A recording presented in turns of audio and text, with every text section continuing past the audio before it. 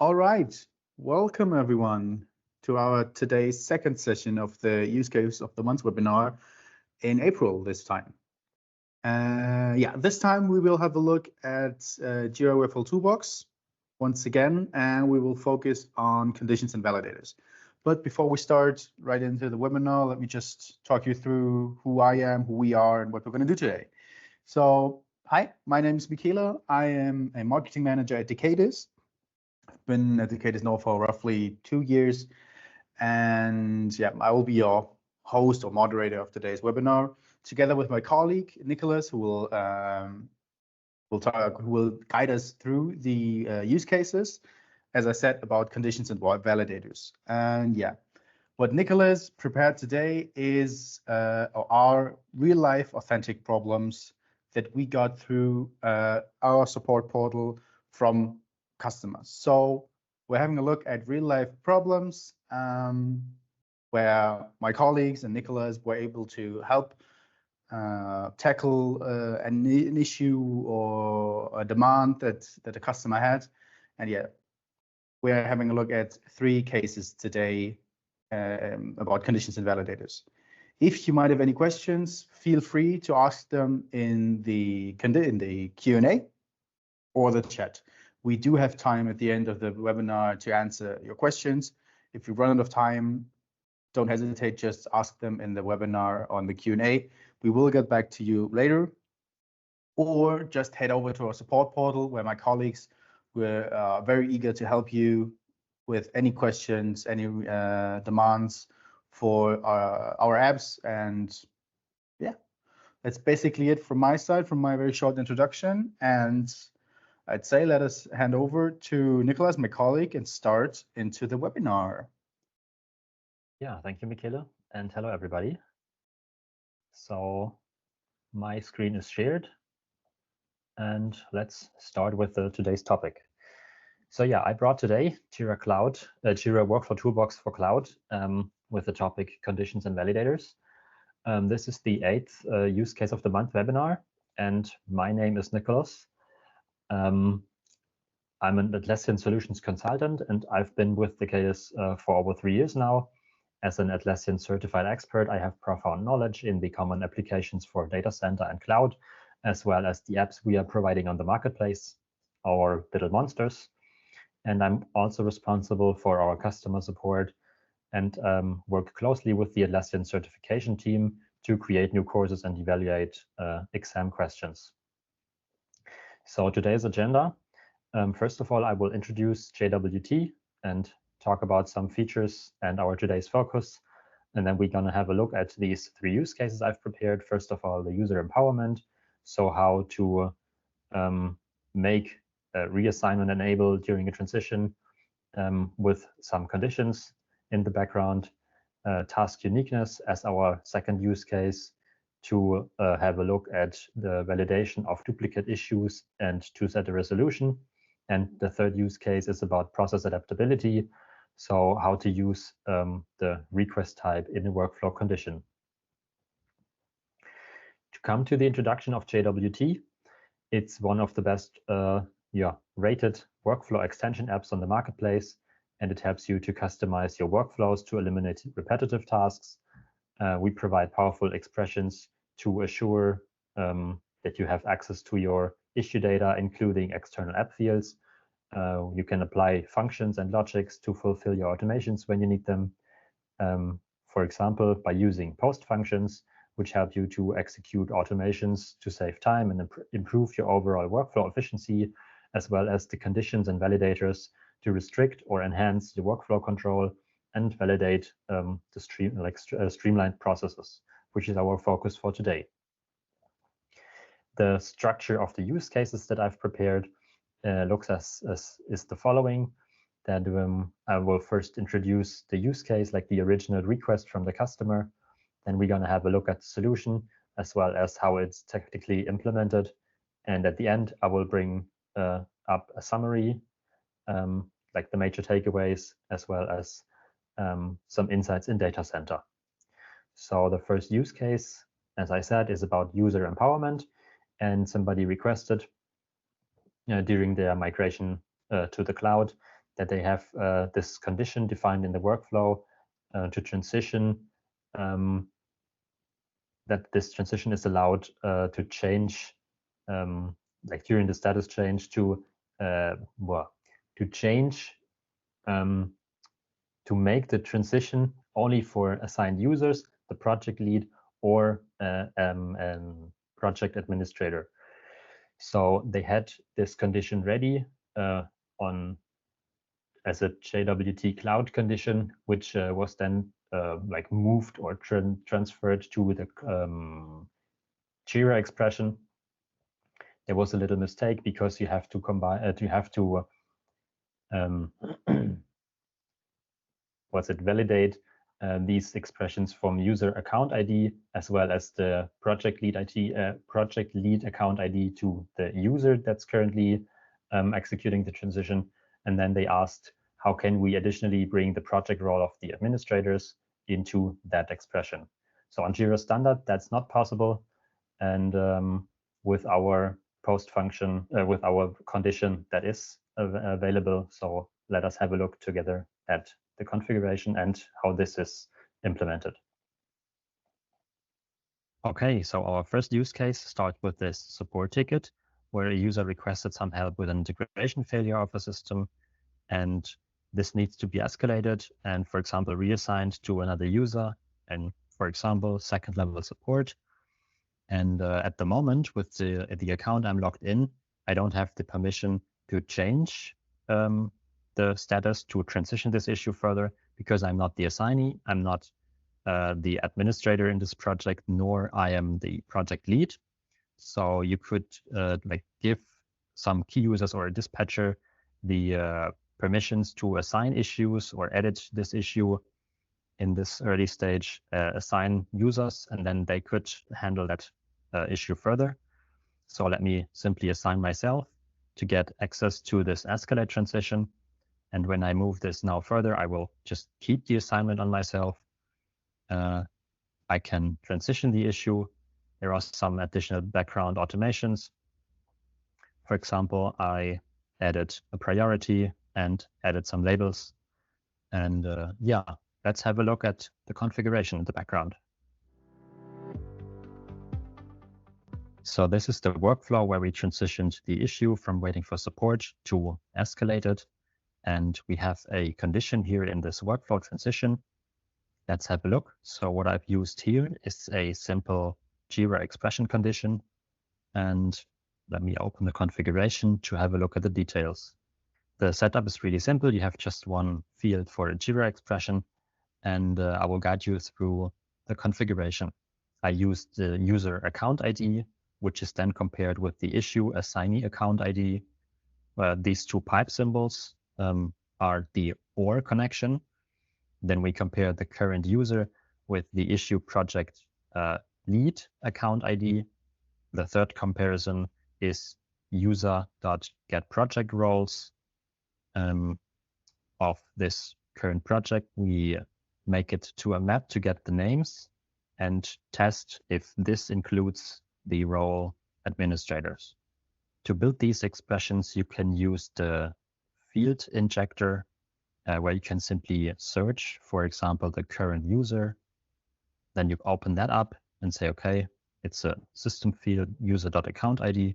Simply click that button and you get exactly what this expression starts with. It's equal to, simply search for assignee, click on the assignee and copy paste it down to your expression field. To show you the result of this expression, let me comment that out so that we can use the expression tester. And let's run this expression. So the current user ID with the account I'm logged in and the assignee of this issue we are using for testing are equal. So this returns true. For the next expression, we want to check for the project lead. So I will start with issue.project.lead. Let's check what we get for that. And the account ID is right there. So we can continue with typing account ID. That's what we want. And we can compare that as well with the current user account. So this returns false because the project lead is my personal account and the current user I'm logged in is not equal to that. And the last expression, we are starting with the user.getProjectRole. And then we need to enter the project in brackets. So it's issue.project. The information that we get, we can process further with a map. So this would be then map, and then we use p for project role, map that to p.name. Then we get all the project roles this current user is in, and we check if this includes the project administrator. And if we run this expression, we get also a false because the current user is not in the project administrator's role. And there we go for the final expression, which then evaluates all three of these to get the final result of the assignee, the project lead, as well as administrators can transition this issue.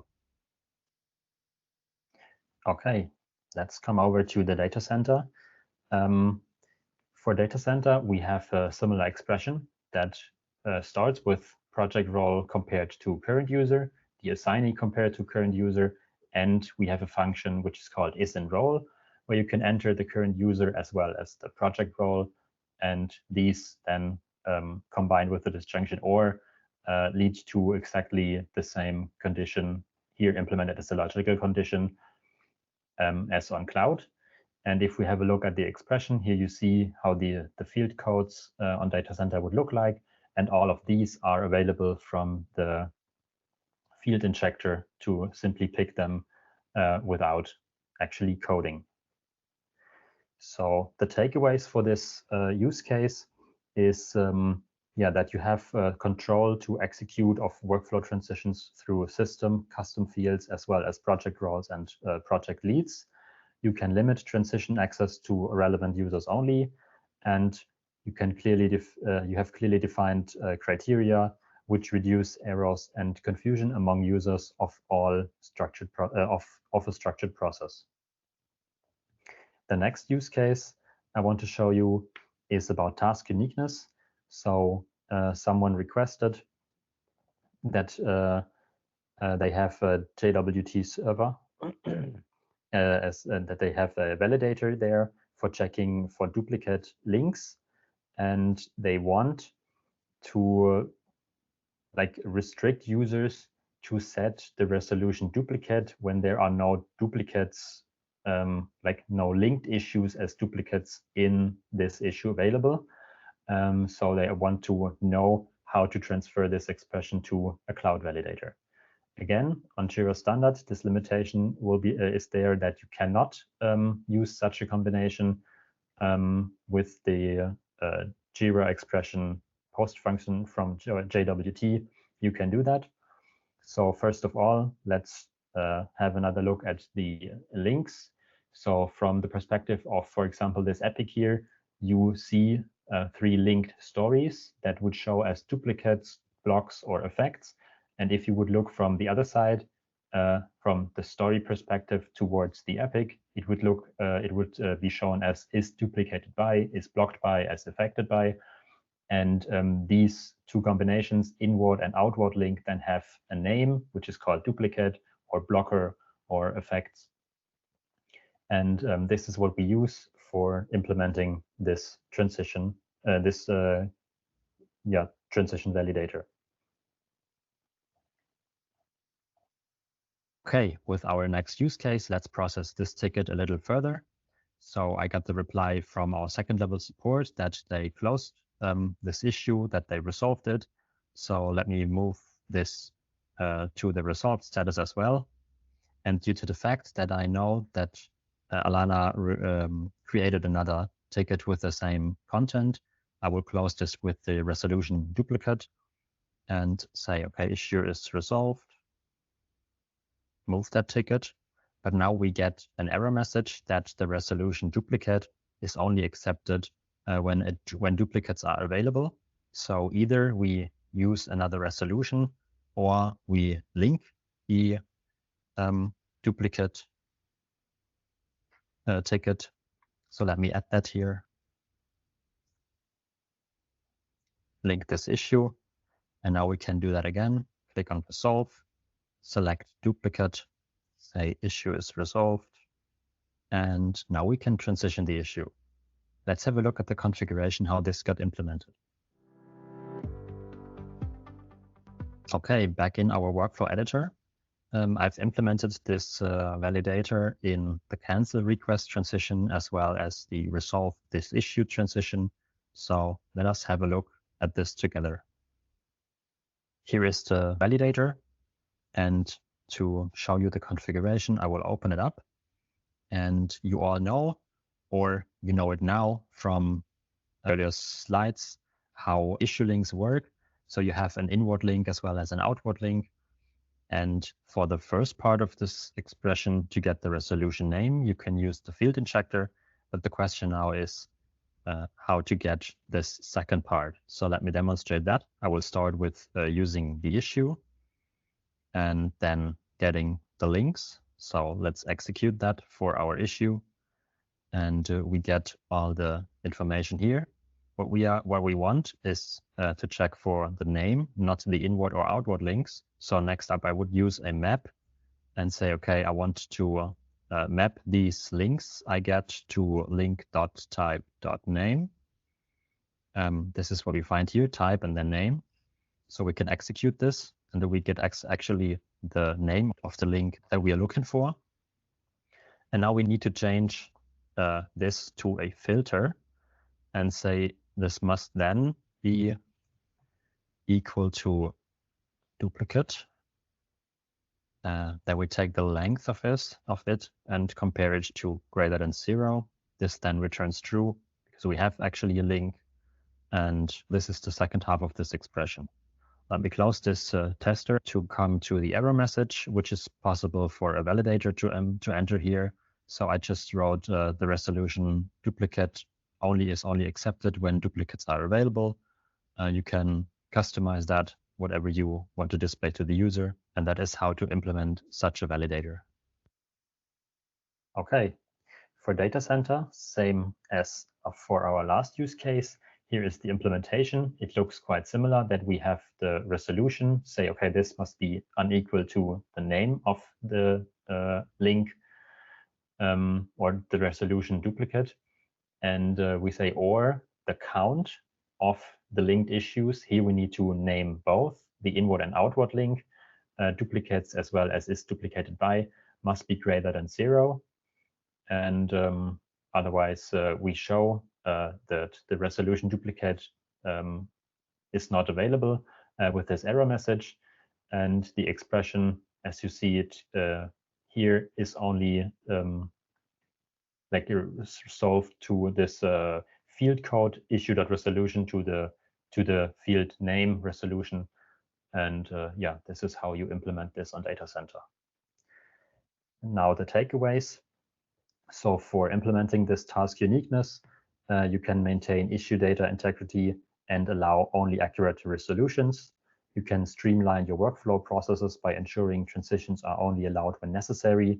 You can reduce the risks of inconsistencies, and this helps to guide users and show useful hints, which simplifies decision-making.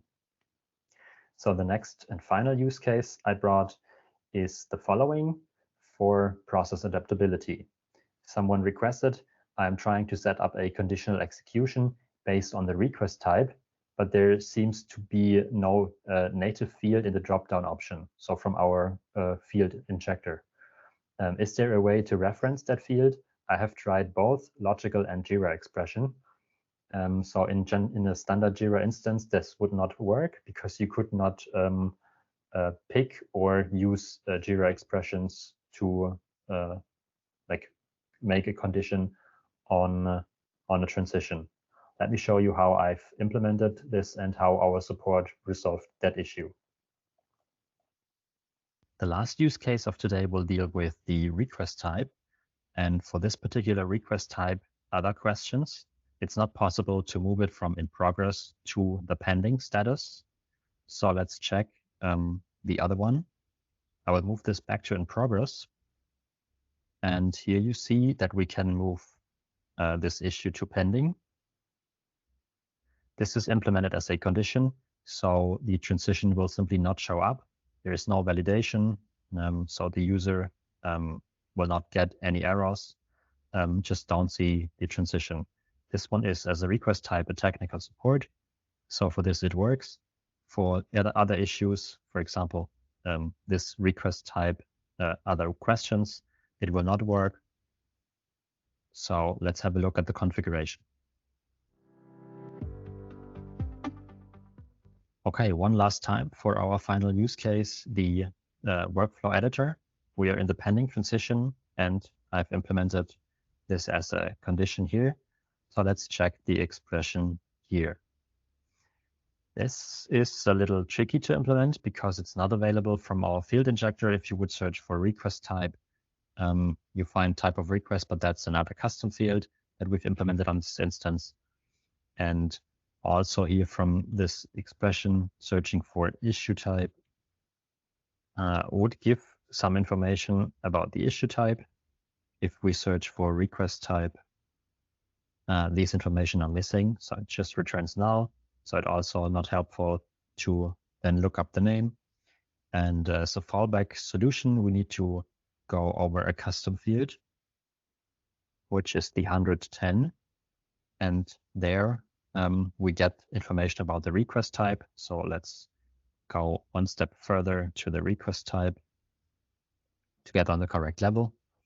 And here we simply search for the name, which is down here. And we can then like type .name, run this expression tester again and see, okay, this is exactly what we are looking for. So we can copy that, say, okay, unequal to that string. And this is how you work with request types. This custom field here is called untranslated request type, but it works as a perfect workaround to implement such a condition on request types. Yes, also important to know for that request, for that custom field, it is a custom field, but it comes with Jira service management. So it's not implemented by us. It's natively available, and you can use that on every instance. So for data center solutions, I've brought two different solutions because we have two different conditions available. On one hand, simply use the compare condition based on two fields, where you pick on the left-hand side the field that you want to use, select the operator, and on the right-hand side, you use the string that you want to compare this field to. So this would be in the project CSD, other questions, as well as implemented as a logical condition, similar that you just use the field code of this custom field, customer request type, the same operator, and then the same string. And how to get this, you can use the expression parser, create an issue on forehand, and then simply read out this custom field to get exactly the string that you want to compare it to. So the takeaways for this issue for the process adaptability is with Jira expressions, you can get nearly every data entry that is available in an issue. You can make workflow specifications for better organization and clarity.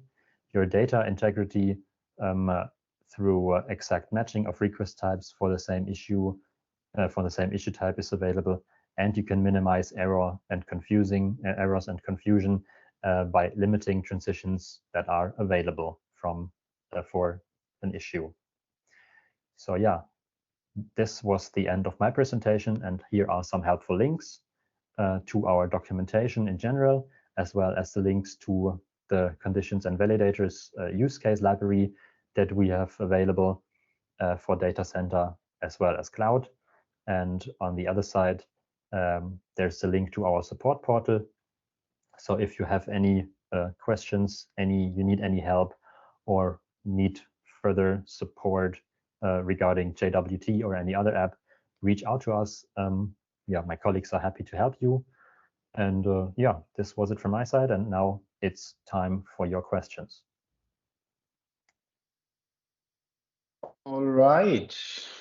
First of all, thank you very much, Nicholas, again for this very interesting insights you gave us to JWT and conditions and validators. I think we had quite one or two tricky cases in here today, so also advanced Jira and Jira for Toolbox users will get something or some hints, some knowledge to use in their instance. All right, now it's your turn. As I've said before, we still have a few minutes left for your questions. You have an Atlassian certified expert at hand who can answer you questions today to JWT, and we've got one raised hand. So let me just, you're now able to unmute yourself, and you're able to talk to us if you want to. Hi, my name is Ben Lin. I'm in Paradise. Currently, we are working on the migration from on-prem to cloud. There's quite a few warnings and errors we need to fix after the migration. Some syntax is not interpreted correctly. That's why we need to do some fix. Is that possible? You guys improve the migration tool to translate all this syntax into Jira expression? For example, there's one we have if the first field of cascade, the value of first level cascade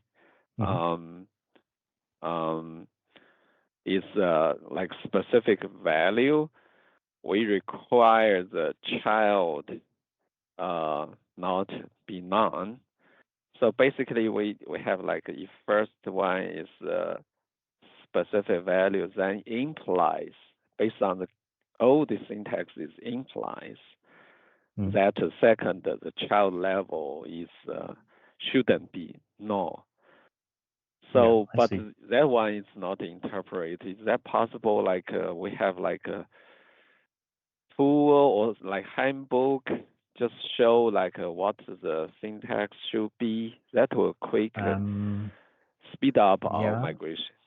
I'm not sure if we have this in our documentation ready, but we made several migrations by now, and there should definitely be a workaround. So if you would just open a request at our support portal and send us your the current expression, what you want, or how it's implemented on your data center instance, we will find a way to guide you through or give you a solution for the implementation on the cloud side. Yeah, I understand. I can go through the support, but I also, after I submit the request, I figured out how to do it. What I mean is is it possible you have a automated tool to translate more things, so we don't have to we are go working back on and that. forth? Yeah, we are working on that. So sometimes it's just not possible due to some technical restrictions that are provided on data center and that are not available on cloud. Then we need to investigate in person to find a solution for that. But most of the expressions should be already able to automatically transferred to cloud version of your expression. Okay. Quick question, Binling. You are using the automated migration path, right? Yes. Okay.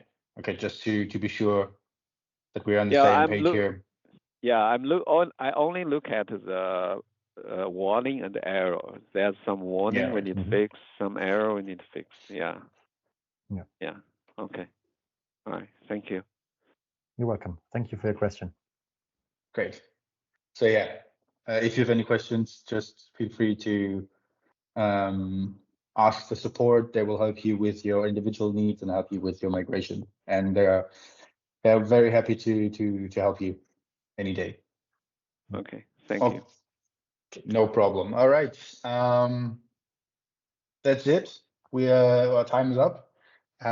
Thank you very much again for joining. Thank you, Nicholas, for the presentation, as I've said.